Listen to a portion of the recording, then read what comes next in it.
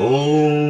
नमस्ते गणपतये। त्वमेव प्रत्यक्षं तत्त्वमसि, त्वमेव केवलं कर्तासि, त्वमेव केवलं धर्तासि, त्वमेव केवलं हर्तासि, त्वमेव सर्वं खल्विदं ब्रह्मासि। त्वं साक्षादात्मासि नित्यं ऋतं वच्मि सत्यं वच्मि। अवत्वं माम् अववक्तारम् अवश्रोतारम् अवदातारम् अवधातारम् अवानूचानमवशिष्यम् अवपश्चात्तात् अवपुरस्तात् अवोत्तरात्तात् अवदक्षिणात्तात् अवचोर्ध्वात्तात् अवाधरात्तात् सर्वतो मां पाहि पाहि समन्तात्। त्वं वाङ्मयस्त्वं चिन्मयः, त्वमानन्दमयस्त्वं ब्रह्ममयः, त्वं सच्चिदानन्दाद्वितीयोऽसि, त्वं प्रत्यक्षं ब्रह्मासि, त्वं ज्ञानमयो विज्ञानमयोऽसि। सर्वं जगदिदं त्वत्तो जायते, सर्वं जगदिदं त्वत्तस्तिष्ठति, सर्वं जगदिदं त्वयि लयमेष्यति, सर्वं जगदिदं त्वयि प्रत्येति। त्वं भूमिरापो निलो निलो नभः, त्वं चत्वारि वाक्पदानि, त्वं गुणत्रयातीतः,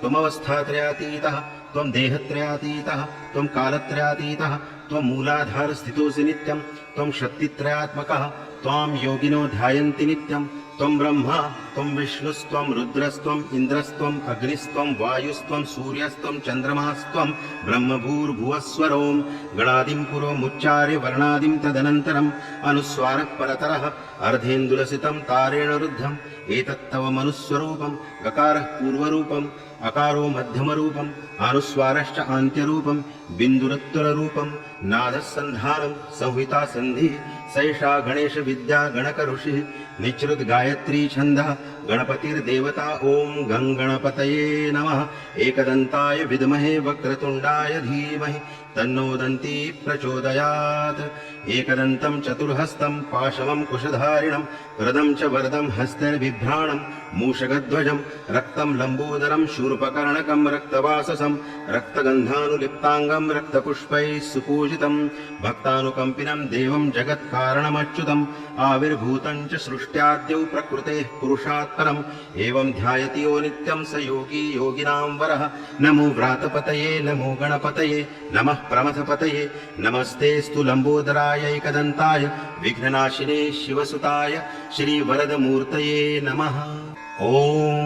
नमस्ते गणपतये। त्वमेव प्रत्यक्षं तत्त्वमसि, त्वमेव केवलं कर्तासि, त्वमेव केवलं धर्तासि, त्वमेव केवलं हर्तासि, त्वमेव सर्वं खल्विदं ब्रह्मासि। त्वं साक्षादात्मासि नित्यं ऋतं वच्मि सत्यं वच्मि। अवत्वं माम् अववक्तारम् अवश्रोतारम् अवदातारम् अवधातारम् अवानूचानमवशिष्यम् अवपश्चात्तात् अवपुरस्तात् अवोत्तरात्तात् अवदक्षिणात्तात् अवचोर्ध्वात्तात् अवाधरात्तात् सर्वतो मां पाहि पाहि समन्तात्। त्वं वाङ्मयस्त्वं चिन्मयः, त्वमानन्दमयस्त्वं ब्रह्ममयः, त्वं सच्चिदानन्दाद्वितीयोऽसि, त्वं प्रत्यक्षं ब्रह्मासि, त्वं ज्ञानमयो विज्ञानमयोऽसि। सर्वं जगदिदं त्वत्तो जायते, सर्वं जगदिदं त्वत्तस्तिष्ठति, सर्वं जगदिदं त्वयि लयमेष्यति, सर्वं जगदिदं त्वयि प्रत्येति। त्वं भूमिरापो निलो निलो नभः, त्वं चत्वारि वाक्पदानि, त्वं गुणत्रयातीतः, त्वमवस्थात्रयातीतः, त्वं देहत्रयातीतः, त्वं कालत्रयातीतः, त्वं मूलाधारस्थितोऽसि नित्यं, त्वं शक्तित्रयात्मकः, त्वां योगिनो ध्यायन्ति नित्यं। त्वं ब्रह्मा त्वं विष्णुस्त्वं रुद्रस्त्वम् इन्द्रस्त्वम् अग्निस्त्वं वायुस्त्वं सूर्यस्त्वं चन्द्रमास्त्वं ब्रह्मभूर्भुवस्वरों गणादिं पुरोमुच्चार्य वर्णादिं तदनन्तरम् अनुस्वारः परतरः अर्धेन्दुलसितं तारेण रुद्धम्। एतत्तव मनुस्वरूपं गकारः पूर्वरूपम् अकारो मध्यमरूपम् अनुस्वारश्च आन्त्यरूपं बिन्दुरुत्तररूपं नादः सन्धानं संहिता सन्धिः सैषा गणेश विद्या गणक ऋषिः निचृत गायत्री छन्दः गणपतिर्देवता। ओम गं गणपतये नमः। एकदन्ताय विद्महे वक्रतुण्डाय धीमहि तन्नो दन्ती प्रचोदयात्। एकदन्तं चतुर्हस्तं पाशवं कुशधारिणं रदं च वरदं हस्तैर्बिभ्राणं मूषकध्वजं रक्तं लम्बोदरं शूर्पकर्णकं रक्तवाससं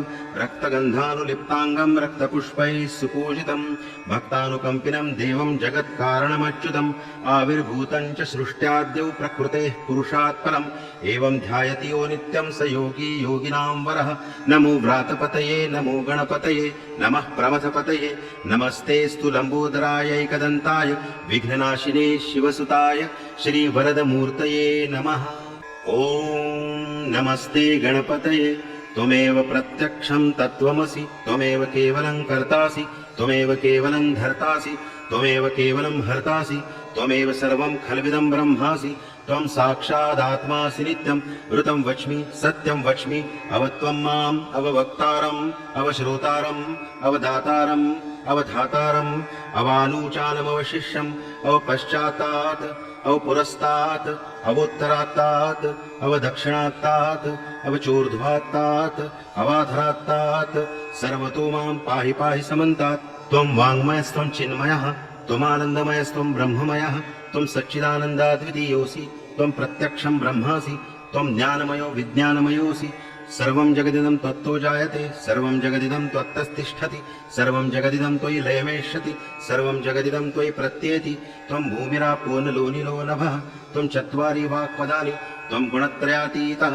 त्वमवस्थात्रयातीतः त्वं देहत्रयातीतः त्वं कालत्रयातीतः त्वं मूलाधारस्थितोऽसि नित्यं त्वं शक्तित्रयात्मकः त्वां योगिनो ध्यायन्ति नित्यं त्वं ब्रह्मा त्वं विष्णुस्त्वं रुद्रस्त्वम् इन्द्रस्त्वम् अग्निस्त्वं वायुस्त्वं सूर्यस्त्वं चन्द्रमास्त्वं ब्रह्मभूर्भुवस्वरों गणादिं पुरोमुच्चार्य वर्णादिं तदनन्तरम् अनुस्वारः परतरः अर्धेन्दुलसितं तारेण रुद्धम् एतत्तव मनुस्वरूपं गकारः पूर्वरूपम् अकारो मध्यमरूपम् अनुस्वारश्च आन्त्यरूपम् बिन्दुरुत्तररूपम् नादः सन्धानं संहिता सन्धिः सैषा गणेश विद्या गणक ऋषिः निचृत गायत्री छन्दः गणपतिर्देवता ॐ गङ्गणपतये नमः एकदन्ताय विद्महे वक्रतुण्डाय धीमहि तन्नो दन्ती प्रचोदयात्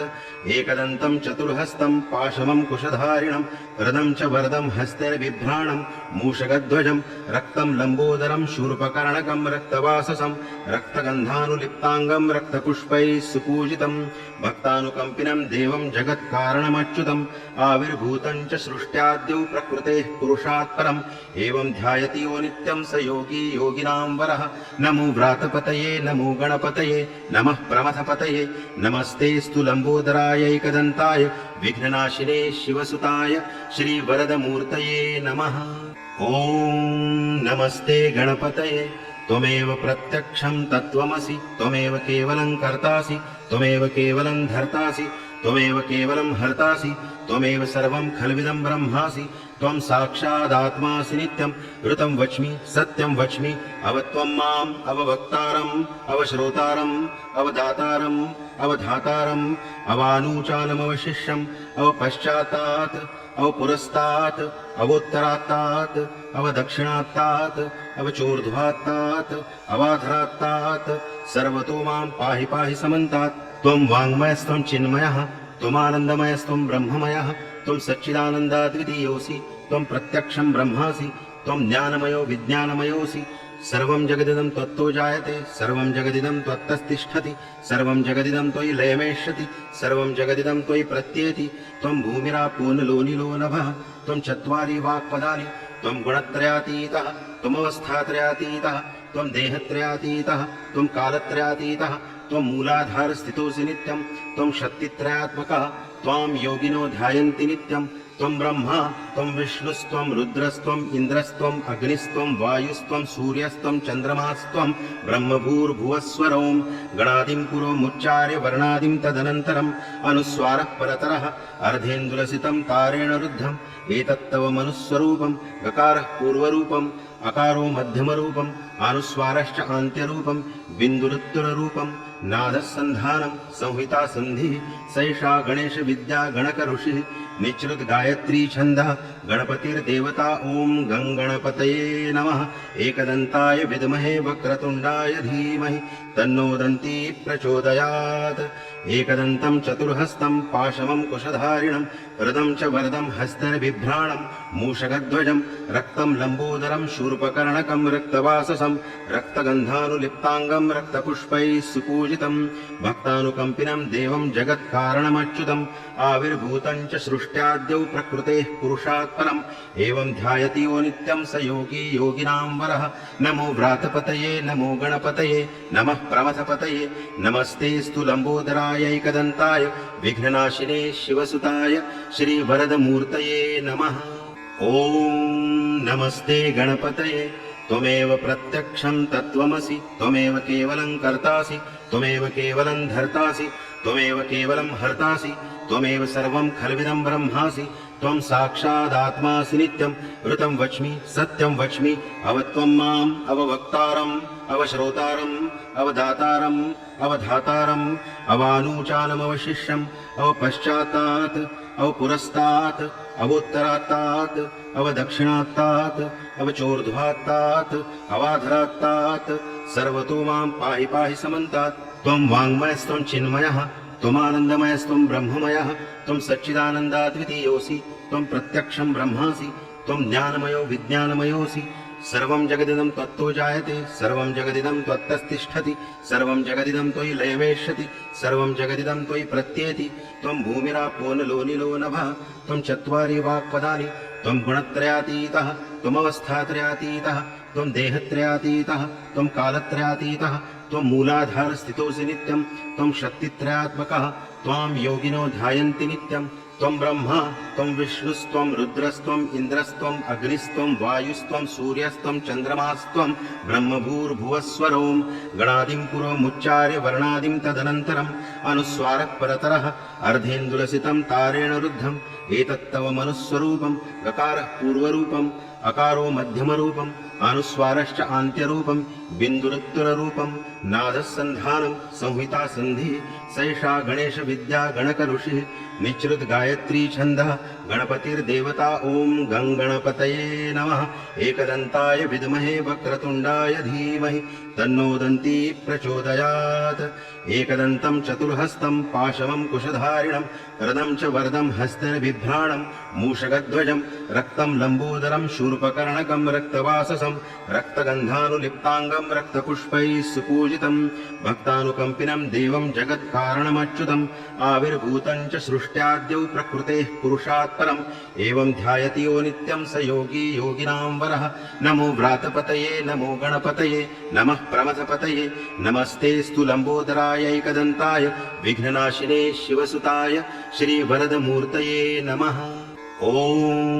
नमस्ते गणपतये त्वमेव प्रत्यक्षं तत्त्वमसि त्वमेव केवलं कर्तासि त्वमेव केवलं धर्तासि त्वमेव केवलं हर्तासि त्वमेव सर्वं खल्विदं ब्रह्मासि त्वं साक्षादात्मासि नित्यं ऋतं वच्मि सत्यं वच्मि अवत्वं माम् अववक्तारम् अवश्रोतारम् अवदातारम् अवधातारम् अवानूचानमवशिष्यम् अवपश्चात्तात् अवपुरस्तात् अवोत्तरात्तात् अवदक्षिणात्तात् अवचोर्ध्वात्तात् अवाधरात्तात् सर्वतो मां पाहि पाहि समन्तात् त्वं वाङ्मयस्त्वं चिन्मयः त्वमानन्दमयस्त्वं ब्रह्ममयः त्वं सच्चिदानन्दाद्वितीयोऽसि त्वं प्रत्यक्षं ब्रह्मासि त्वं ज्ञानमयो विज्ञानमयोऽसि सर्वं जगदिदं त्वत्तो जायते सर्वं जगदिदं त्वत्तस्तिष्ठति सर्वं जगदिदं त्वयि लयमेष्यति सर्वं जगदिदं त्वयि प्रत्येति त्वं भूमिरापो नलो निलो नभः त्वं चत्वारि वाक्पदानि त्वं गुणत्रयातीतः त्वमवस्थात्रयातीतः त्वं देहत्रयातीतः त्वं कालत्रयातीतः त्वं मूलाधारस्थितोऽसि नित्यं त्वं शक्तित्रयात्मकः त्वां योगिनो ध्यायन्ति नित्यं त्वं ब्रह्मा त्वं विष्णुस्त्वं रुद्रस्त्वम् इन्द्रस्त्वम् अग्निस्त्वं वायुस्त्वं सूर्यस्त्वं चन्द्रमास्त्वं ब्रह्मभूर्भुवस्वरों गणादिं पुरोमुच्चार्य वर्णादिं तदनन्तरम् अनुस्वारः परतरः अर्धेन्दुलसितं तारेण रुद्धम् एतत्तव मनुस्वरूपं गकारः पूर्वरूपम् अकारो मध्यमरूपम् अनुस्वारश्च आन्त्यरूपं बिन्दुरुत्तररूपं नादः सन्धानं संहिता सन्धिः सैषा गणेश विद्या गणक ऋषिः निचृत गायत्री छन्दः गणपतिर्देवता ॐ गं गणपतये नमः एकदन्ताय विद्महे वक्रतुण्डाय धीमहि तन्नो दन्ती प्रचोदयात् एकदन्तं चतुर्हस्तं पाशवं कुशधारिणं रदं च वरदं हस्तैर्बिभ्राणं मूषकध्वजं रक्तं लम्बोदरं शूर्पकर्णकं रक्तवाससं रक्तगन्धानुलिप्ताङ्गं रक्तपुष्पैः सुपूजितं भक्तानुकम्पिनं देवं जगत्कारणमच्युतम् आविर्भूतं च सृष्ट्याद्यौ प्रकृतेः पुरुषात् परम् एवं ध्यायति यो नित्यं स योगी योगिनां वरः नमो व्रातपतये नमो गणपतये नमः प्रमथपतये नमस्तेऽस्तु लम्बोदराय एकदन्ताय विघ्ननाशिने शिवसुताय श्रीवरदमूर्तये नमः ॐ नमस्ते गणपतये त्वमेव प्रत्यक्षं तत्त्वमसि त्वमेव केवलं कर्तासि त्वमेव केवलं धर्तासि त्वमेव केवलं हर्तासि त्वमेव सर्वं खल्विदं ब्रह्मासि त्वं साक्षादात्मासि नित्यं ऋतं वच्मि सत्यं वच्मि अवत्वं माम् अववक्तारम् अवश्रोतारम् अवदातारम् अवधातारम् अवानूचानमवशिष्यम् अवपश्चात्तात् अवपुरस्तात् अवोत्तरात्तात् अवदक्षिणात्तात् अवचोर्ध्वात्तात् अवाधरात्तात् सर्वतो मां पाहि पाहि समन्तात् त्वं वाङ्मयस्त्वं चिन्मयः त्वमानन्दमयस्त्वं ब्रह्ममयः त्वं सच्चिदानन्दाद्वितीयोऽसि त्वं प्रत्यक्षं ब्रह्मासि त्वं ज्ञानमयो विज्ञानमयोऽसि सर्वं जगदिदं त्वत्तो जायते सर्वं जगदिदं त्वत्तस्तिष्ठति सर्वं जगदिदं त्वयि लयवेष्यति सर्वं जगदिदं त्वयि प्रत्येति त्वं भूमिरापो नलो निलो नभः त्वं चत्वारि वाक्पदानि त्वं गुणत्रयातीतः त्वमवस्थात्रयातीतः त्वं देहत्रयातीतः त्वं कालत्रयातीतः त्वं मूलाधारस्थितोऽसि नित्यं त्वं शक्तित्रयात्मकः त्वां योगिनो ध्यायन्ति नित्यं त्वं ब्रह्मा त्वं विष्णुस्त्वं रुद्रस्त्वं इन्द्रस्त्वं अग्निस्त्वं वायुस्त्वं सूर्यस्त्वं चन्द्रमास्त्वं ब्रह्मभूर्भुवस्वरों गणादिं पुरोमुच्चार्य वर्णादिं तदनन्तरम् अनुस्वारः परतरः अर्धेन्दुलसितं तारेण रुद्धम् एतत्तव मनुस्वरूपं गकारः पूर्वरूपम् अकारो मध्यमरूपम् अनुस्वारश्च आन्त्यरूपं बिन्दुरुत्तररूपं नादः सन्धानं संहिता सन्धिः सैषा गणेश विद्या गणक ऋषिः निचृत गायत्री छन्दः गणपतिर्देवता ॐ गं गणपतये नमः एकदन्ताय विद्महे वक्रतुण्डाय धीमहि तन्नो दन्ती प्रचोदयात् एकदन्तं चतुर्हस्तं पाशमं कुशधारिणं हृदं च वरदं हस्तैर्बिभ्राणं मूषकध्वजं रक्तं लम्बोदरं शूर्पकर्णकं रक्तवाससं रक्तगन्धानुलिप्ताङ्गं रक्तपुष्पैः सुपूजितं भक्तानुकम्पिनं देवं जगत्कारणमच्युतम् आविर्भूतं च सृष्ट्याद्यौ प्रकृतेः पुरुषात् परम् एवं ध्यायति यो नित्यं स योगी योगिनां वरः नमो व्रातपतये नमो गणपतये नमः प्रमथपतये नमस्तेऽस्तु लम्बोदराय एकदन्ताय विघ्ननाशिने शिवसुताय श्रीवरदमूर्तये नमः ॐ नमस्ते गणपतये त्वमेव प्रत्यक्षं तत्त्वमसि त्वमेव केवलं कर्तासि त्वमेव केवलं धर्तासि त्वमेव केवलं हर्तासि त्वमेव सर्वं खल्विदं ब्रह्मासि त्वं साक्षादात्मासि नित्यं ऋतं वच्मि सत्यं वच्मि अवत्वं माम् अववक्तारम् अवश्रोतारम् अवदातारम् अवधातारम् अवानूचानमवशिष्यम् अवपश्चात्तात् अवपुरस्तात् अवोत्तरात्तात् अवदक्षिणात्तात् अवचोर्ध्वात्तात् अवाधरात्तात् सर्वतो मां पाहि पाहि समन्तात् त्वं वाङ्मयस्त्वं चिन्मयः त्वमानन्दमयस्त्वं ब्रह्ममयः त्वं सच्चिदानन्दाद्वितीयोऽसि त्वं प्रत्यक्षं ब्रह्मासि त्वं ज्ञानमयो विज्ञानमयोऽसि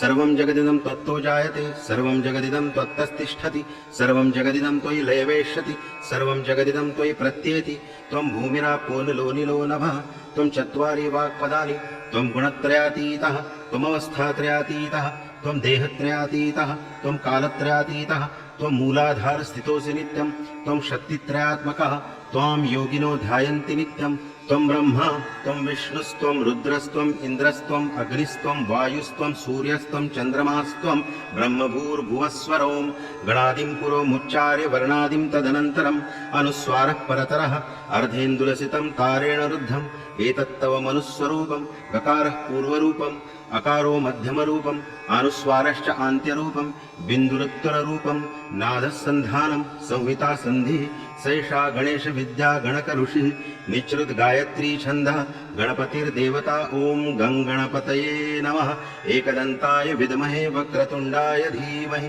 तन्नो दन्ती प्रचोदयात् एकदन्तं चतुर्हस्तं पाशमं कुशधारिणं हृदं च वरदं हस्तैर्बिभ्राणं मूषकध्वजं रक्तं लम्बोदरं शूर्पकर्णकं रक्तवाससं रक्तगन्धानुलिप्ताङ्गं रक्तपुष्पैः सुपूजितं भक्तानुकम्पिनं देवं जगत्कारणमच्युतम् आविर्भूतं च सृष्ट्याद्यौ प्रकृतेः पुरुषात् परम् एवं ध्यायति यो नित्यं स योगी योगिनां वरः नमो व्रातपतये नमो गणपतये नमः प्रमथपतये नमस्तेऽस्तु लम्बोदराय एकदन्ताय विघ्ननाशिने शिवसुताय श्रीवरदमूर्तये नमः ॐ नमस्ते गणपतये त्वमेव प्रत्यक्षं तत्त्वमसि त्वमेव केवलं कर्तासि त्वमेव केवलं धर्तासि त्वमेव केवलं हर्तासि त्वमेव सर्वं खल्विदं ब्रह्मासि त्वं साक्षादात्मासि नित्यं वृतं वच्मि सत्यं वच्मि अवत्वं माम् अववक्तारम् अवश्रोतारम् अवदातारम् अवधातारम् अवानूचानमवशिष्यम् अवपश्चात्तात् अवपुरस्तात् अवोत्तरात्तात् अवदक्षिणात्तात् अवचोर्ध्वात्तात् अवाधरात्तात् सर्वतो मां पाहि पाहि समन्तात् त्वं वाङ्मयस्त्वं चिन्मयः त्वमानन्दमयस्त्वं ब्रह्ममयः त्वं सच्चिदानन्दाद्वितीयोऽसि त्वं प्रत्यक्षं ब्रह्मासि त्वं ज्ञानमयो विज्ञानमयोऽसि सर्वं जगदिदं त्वत्तो जायते सर्वं जगदिदं त्वत्तस्तिष्ठति सर्वं जगदिदं त्वयि लयमेष्यति सर्वं जगदिदं त्वयि प्रत्येति त्वं भूमिरापो नलो निलो नभः त्वं चत्वारि वाक्पदानि त्वं गुणत्रयातीतः त्वमवस्थात्रयातीतः त्वं देहत्रयातीतः त्वं कालत्रयातीतः त्वं मूलाधारस्थितोऽसि नित्यं त्वं शक्तित्रयात्मकः त्वां योगिनो ध्यायन्ति नित्यं त्वं ब्रह्मा त्वं विष्णुस्त्वं रुद्रस्त्वम् इन्द्रस्त्वम् अग्निस्त्वं वायुस्त्वं सूर्यस्त्वं चन्द्रमास्त्वं ब्रह्मभूर्भुवस्वरों गणादिं पुरोमुच्चार्य वर्णादिं तदनन्तरम् अनुस्वारः परतरः अर्धेन्दुलसितं तारेण रुद्धम् एतत्तव मनुस्वरूपं गकारः पूर्वरूपम् अकारो मध्यमरूपम् अनुस्वारश्च आन्त्यरूपम् बिन्दुरुत्तररूपम् नादसन्धानं संहिता सन्धिः सैषा गणेश विद्या गणक ऋषिः निचृत गायत्री छन्दः गणपतिर्देवता ॐ गं गणपतये नमः एकदन्ताय विद्महे वक्रतुण्डाय धीमहि तन्नो दन्ती प्रचोदयात् एकदन्तं चतुर्हस्तं पाशवं कुशधारिणं वरदं च वरदं हस्तैर्बिभ्राणं मूषकध्वजं रक्तं लम्बोदरं शूर्पकर्णकं रक्तवाससं रक्तगन्धानुलिप्ताङ्गं रक्तपुष्पैः सुपूजितं भक्तानुकम्पिनं देवं जगत्कारणमच्युतम् आविर्भूतं च सृष्ट्याद्यौ प्रकृतेः पुरुषात् परम् एवं ध्यायति यो नित्यं स योगी योगिनां वरः नमो व्रातपतये नमो गणपतये नमः प्रमथपतये नमस्तेऽस्तु लम्बोदरायैकदन्ताय विघ्ननाशिने शिवसुताय श्रीवरदमूर्तये नमः ॐ नमस्ते गणपतये त्वमेव प्रत्यक्षं तत्त्वमसि त्वमेव केवलं कर्तासि त्वमेव केवलं धर्तासि त्वमेव केवलं हर्तासि त्वमेव सर्वं खल्विदं ब्रह्मासि त्वं साक्षादात्मासि नित्यं वृतं वच्मि सत्यं वच्मि अवत्वं माम् अववक्तारम् अवश्रोतारम् अवदातारम् अवधातारम् अवानूचानमवशिष्यम् अवपश्चात्तात् अवपुरस्तात् अवोत्तरात्तात् अवदक्षिणात्तात् अवचोर्ध्वात्तात् अवाधरात्तात् सर्वतो मां पाहि पाहि समन्तात् त्वं वाङ्मयस्त्वं चिन्मयः त्वमानन्दमयस्त्वं ब्रह्ममयः त्वं सच्चिदानन्दाद्वितीयोऽसि त्वं प्रत्यक्षं ब्रह्मासि त्वं ज्ञानमयो विज्ञानमयोऽसि सर्वं जगदिदं त्वत्तो जायते सर्वं जगदिदं त्वत्तस्तिष्ठति सर्वं जगदिदं त्वयि लयमेष्यति सर्वं जगदिदं त्वयि प्रत्येति त्वं भूमिरापो नलो निलो नभः त्वं चत्वारि वाक्पदानि त्वं गुणत्रयातीतः त्वमवस्थात्रयातीतः त्वं देहत्रयातीतः त्वं कालत्रयातीतः त्वं मूलाधारस्थितोऽसि नित्यं त्वं शक्तित्रयात्मकः त्वां योगिनो ध्यायन्ति नित्यं त्वं ब्रह्मा त्वं विष्णुस्त्वं रुद्रस्त्वम् इन्द्रस्त्वम् अग्निस्त्वं वायुस्त्वं सूर्यस्त्वं चन्द्रमास्त्वं ब्रह्मभूर्भुवस्वरों गणादिं पुरोमुच्चार्य वर्णादिं तदनन्तरम् अनुस्वारः परतरः अर्धेन्दुलसितं तारेण रुद्धम् एतत्तव मनुस्वरूपं गकारः पूर्वरूपम् अकारो मध्यमरूपम् अनुस्वारश्च आन्त्यरूपम् बिन्दुरुत्तररूपम् नादसन्धानं संहिता सन्धिः सैषा गणेश विद्या गणक ऋषिः निचृत गायत्री छन्दः गणपतिर्देवता ॐ गं गणपतये नमः एकदन्ताय विद्महे वक्रतुण्डाय धीमहि तन्नो दन्ती प्रचोदयात् एकदन्तं चतुर्हस्तं पाशवं कुशधारिणं वरदं च वरदं हस्तैर्बिभ्राणं मूषकध्वजं रक्तं लम्बोदरं शूर्पकर्णकं रक्तवाससं रक्तगन्धानुलिप्ताङ्गं रक्तपुष्पैः सुपूजितं भक्तानुकम्पिनं देवं जगत्कारणमच्युतम् आविर्भूतं च सृष्ट्याद्यौ प्रकृतेः पुरुषात् परम् एवं ध्यायति यो नित्यं स योगी योगिनां वरः नमो व्रातपतये नमो गणपतये नमः प्रमथपतये नमस्तेऽस्तु लम्बोदरायैकदन्ताय विघ्ननाशिने शिवसुताय श्रीवरदमूर्तये नमः ॐ नमस्ते गणपतये त्वमेव प्रत्यक्षं तत्त्वमसि त्वमेव केवलं कर्तासि त्वमेव केवलं धर्तासि त्वमेव केवलं हर्तासि त्वमेव सर्वं खल्विदं ब्रह्मासि त्वं साक्षादात्मासि नित्यं ऋतं वच्मि सत्यं वच्मि अवत्वं माम् अववक्तारम् अवश्रोतारम् अवदातारम् अवधातारम् अवानूचानमवशिष्यम् अवपश्चात्तात् अवपुरस्तात् अवोत्तरात्तात् अवदक्षिणात्तात् अवचोर्ध्वात्तात् अवाधरात्तात् सर्वतो मां पाहि पाहि समन्तात् त्वं वाङ्मयस्त्वं चिन्मयः त्वमानन्दमयस्त्वं ब्रह्ममयः त्वं सच्चिदानन्दाद्वितीयोऽसि त्वं प्रत्यक्षं ब्रह्मासि त्वं ज्ञानमयो विज्ञानमयोऽसि सर्वं जगदिदं त्वत्तो जायते सर्वं जगदिदं त्वत्तस्तिष्ठति सर्वं जगदिदं त्वयि लयमेष्यति सर्वं जगदिदं त्वयि प्रत्येति त्वं भूमिरापो नलो निलो नभः त्वं चत्वारि वाक्पदानि त्वं गुणत्रयातीतः त्वमवस्थात्रयातीतः त्वं देहत्रयातीतः त्वं कालत्रयातीतः त्वं मूलाधारस्थितोऽसि नित्यं त्वं शक्तित्रयात्मकः त्वां योगिनो ध्यायन्ति नित्यं त्वं ब्रह्मा त्वं विष्णुस्त्वं रुद्रस्त्वम् इन्द्रस्त्वम् अग्निस्त्वं वायुस्त्वं सूर्यस्त्वं चन्द्रमास्त्वं ब्रह्मभूर्भुवस्वरों गणादिं पुरोमुच्चार्य वर्णादिं तदनन्तरम् अनुस्वारः परतरः अर्धेन्दुलसितं तारेण रुद्धम् एतत्तव मनुस्वरूपं गकारः पूर्वरूपम् अकारो मध्यमरूपम् अनुस्वारश्च आन्त्यरूपम् बिन्दुरुत्तररूपम् नादः सन्धानं संहिता सन्धिः सैषा गणेश विद्या गणक ऋषिः निचृत गायत्री छन्दः गणपतिर्देवता ॐ गं गणपतये नमः एकदन्ताय विद्महे वक्रतुण्डाय धीमहि तन्नो दन्ती प्रचोदयात्